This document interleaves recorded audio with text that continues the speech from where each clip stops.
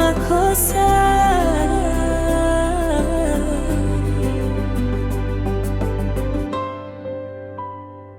Makosa ya Lydia yamekuwa mengi sana. Moyo wake umechoka, hana tena amani. Ameamua kujitoa mapema moyoni mwake. Kabla pasa hajafika, maamuzi yameshafanyika. Alionywa ila hakubadilika. Mara nyingi hata mamake alikuwa akimushauria, lakini hakusikia. Ni kama vile mbuzi huikataza sombe. Imefikia wakati sasa, ameanza kumunyanyasa mama mkwe wake. Alikuwa huzuni sana. Mama ya Pastor machozi yalikuwa yakimwagika.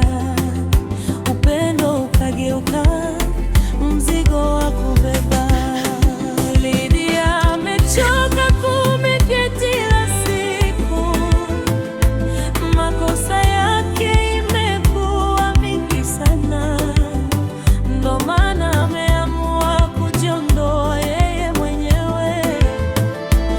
Amechagua kujinusuru nafsi yake. Kabla Pastor hajamfukuza.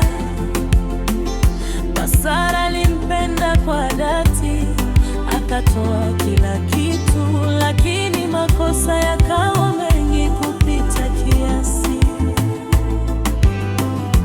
Leo anasimama,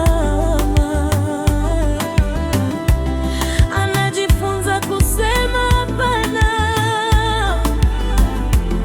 Ni lazima niende kwetu, sistahili kuitwa tena mke wa Pastor.